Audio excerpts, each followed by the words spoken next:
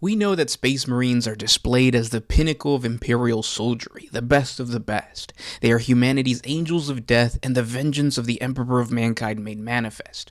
However, the Astarte warrior is nothing compared to an Adeptus Custodes. To a Custodian Guard, a Space Marine battle brother is simply a mass-produced and genetically engineered soldier, while these warriors clad in gold power armor are each a bastion in their own right, capable of completing a mission that requires an entire Astarte unit or even a Space Marine company. And the superiority exists within the very biology of a Custodian Guard.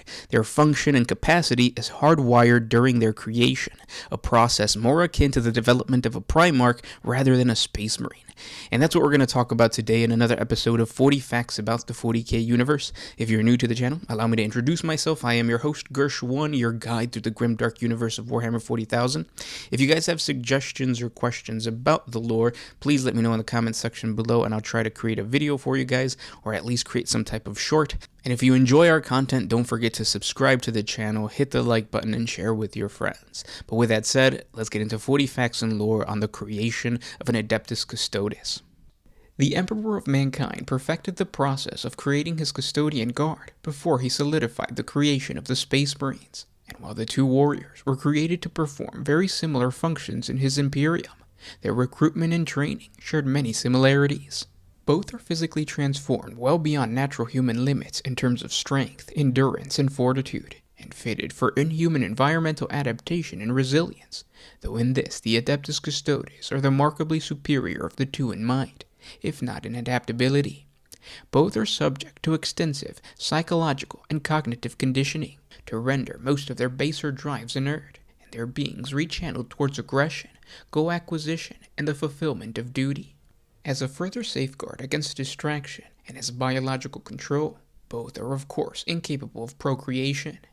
In both cases, all that is left is a being of singular purpose. In the case of each Astarte, what is created is a living engine of conquest that cares for little else.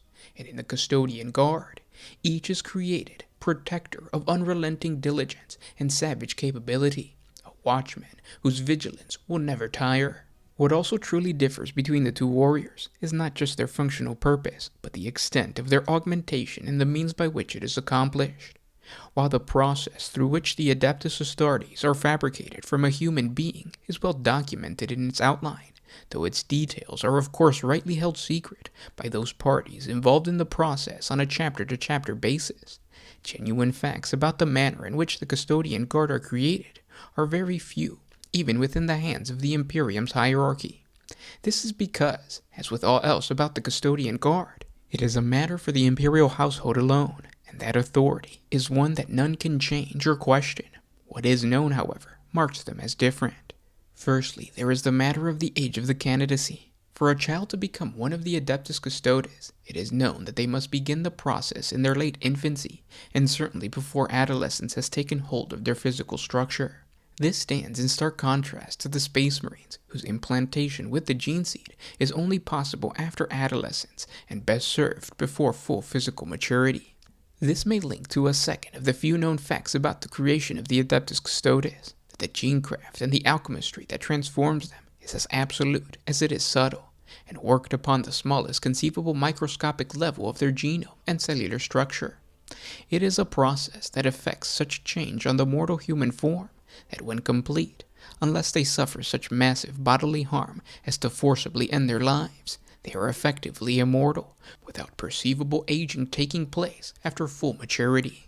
And compared to the Adeptus Custodes, the Space Marine surgical grafting and organ implantations appear as crude and primitive procedures, for what creates the Custodians is as invisible as it is potent, worked upon the core genetics and at a deep cellular level, perhaps tailored for each specific inductee.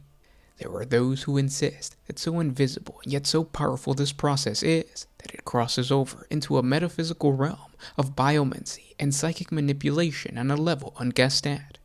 Given that it is said that the Emperor himself has overseen the creation of every single Custodian Guard who has ever lived, this may be true.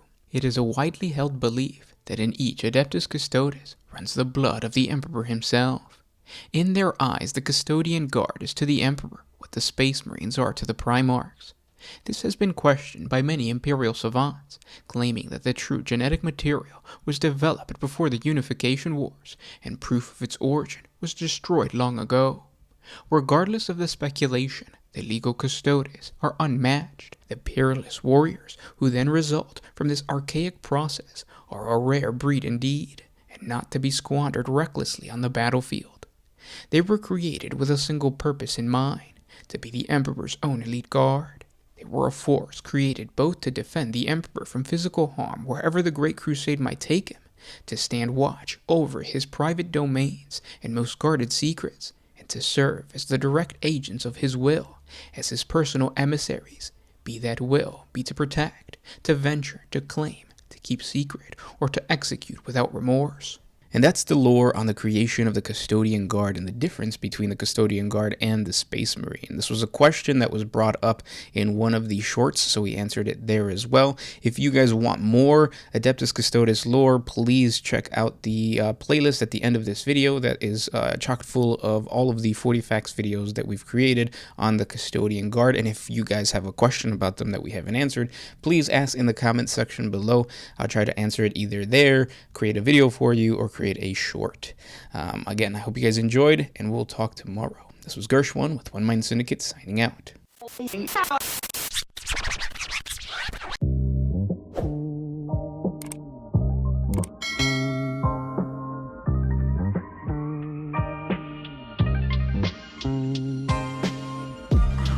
I did the